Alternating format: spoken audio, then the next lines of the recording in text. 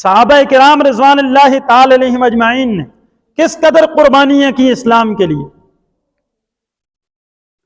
یہ سورہ مریم جس کی تفسیر آپ نے گزشتہ جمعہ پہ سنی، یہی سورہ مریم حضرت جعفر طیار رضی اللہ تعالیٰ عنہ نے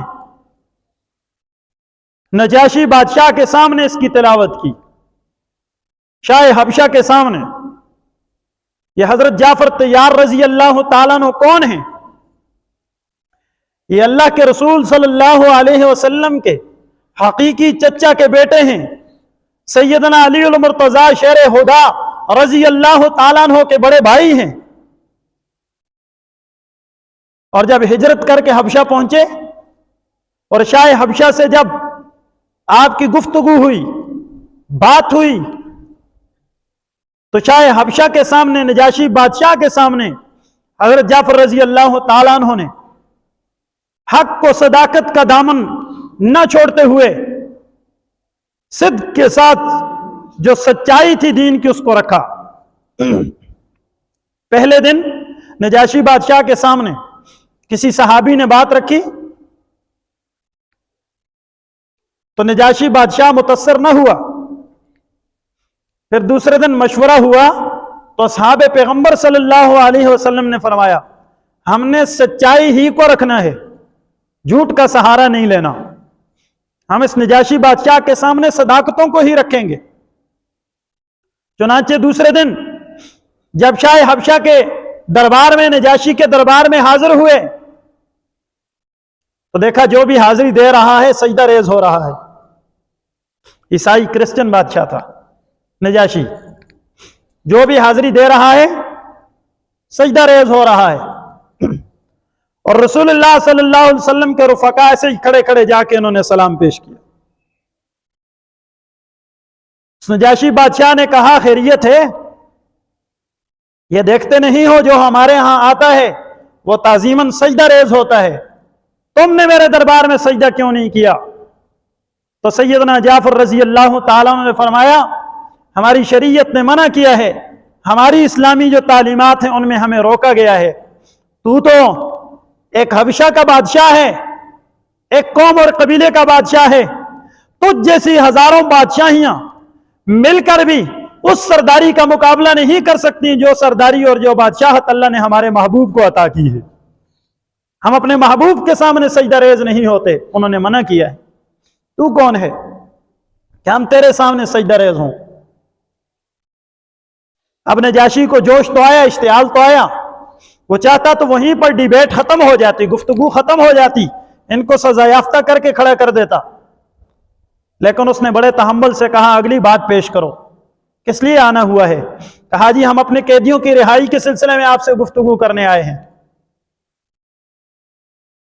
کہا پھر تم نے سجدہ نہیں کیا تو تھوڑا اپنی تعلیمات تو بتاؤ، کس کے نمائندے ہو، کس کے کارندے ہو؟ تو وہ شاہ حبشہ کے سامنے سیدنا جعفر رضی اللہ تعالیٰ عنہ کی خوبصورت تقریر، احادیث میں اس کو جمع کیا گیا ہے، علماء نے جمع کیا ہے. سیدنا جعفر طیار رضی اللہ تعالیٰ عنہ نے فرمایا بسم اللہ الرحمن الرحیم، اے شاہ حبشہ نجاشی، میں آپ کو سناؤں گا، اس نام سے شروع کروں گا جس نے ساری کائنات کو تھام رکھا ہے، سب سے زیادہ مہربان ہے، ہمارا الہ وہ ہے، اس کے نام سے شروع کر کے آپ کو گفتگو سنانے لگا ہوں. اے نجاشی سن، ہم مشرکین مکہ اسلام قبول کرنے سے قبل ہماری حالت یہ تھی کہ ہم بیت اللہ کا ننگے طواف کرتے تھے. یہ نجاشی بادشاہ کے دربار میں تقریر کر رہے ہیں سیدنا جعفر رضی اللہ. حالت یہ تھی کہ ہم بچیوں کو زندہ زمین میں دفن کرتے تھے، اپنی بچیوں کو زندہ زمین میں دفن کرتے تھے. ہماری حالت یہ تھی کہ شراب نوشی عام تھی، حق تلفیاں ہوتی تھی، ایک دوسرے کے حقوق غصب کرتے تھے، کوئی ہم پہ حکمرانی کے لیے تیار نہیں تھا. پھر رب العزت نے ہم پہ کرم کیا کہ ہم میں ایک ایسے شخص کو پیدا کیا جس کو نبوت ملنے سے پہلے ایسے کمالات دیے، ہم حیران رہ گئے. وہ صداقتوں کا پیکر، وہ امانتوں کا پیکر، صادق بھی ہے، امین بھی ہے. جب اس کو نبوت ملی تو اس نے ہمیں ان تمام غلاظتوں سے نجات دلائی، اتنی پیاری تعلیمات دی۔ وہ بچی جس کے پیدا ہونے پہ ہم تنگ ہو کے اسے زمین میں دفن کرتے تھے، ایسی تعلیمات دی، فرمایا اس کی پرورش کرنے پر تمہیں جنت عطا کی جائے گی۔ ہم احرام باندھ کے اب طواف کرتے ہیں، شراب کو اپنے اوپر حرام سمجھتے ہیں۔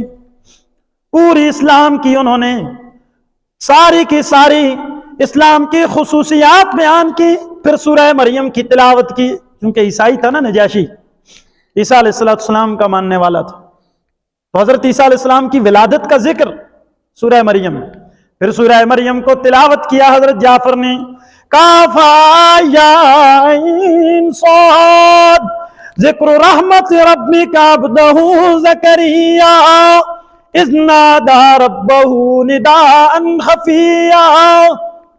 قرآن پڑھا، ادھر قرآن کی تلاوت ہو رہی ہے، ادھر نجاشی کی آنکھوں سے آنسو برس رہے، داڑھی تر ہو گئی۔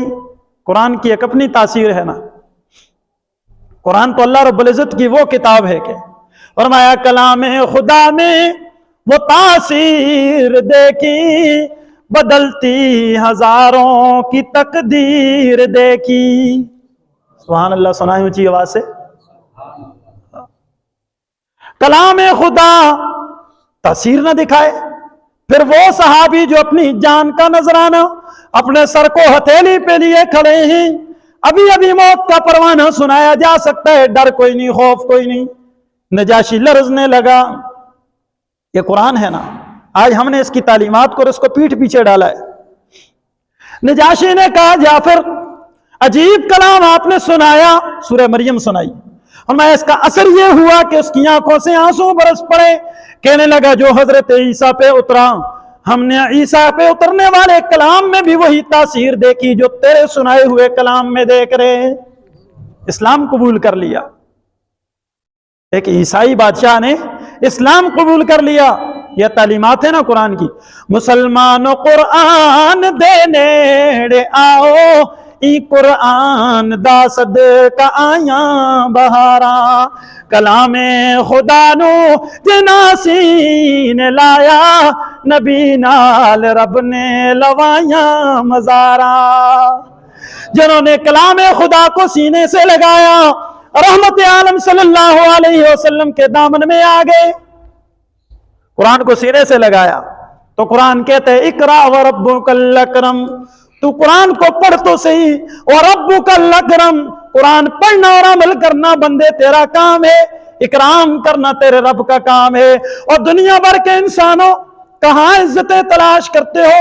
اکرام عزت کو کہتے ہیں۔ رب العالمین فرماتے ہیں قرآن سے تم جڑو، تمہارا رب تمہیں عزتیں عطا کرے گا۔ ہم نے قرآن سے پیٹھ پھیری ہے نا، قرآنی تعلیمات سے ہم نے پیٹھ پھیری ہے نا۔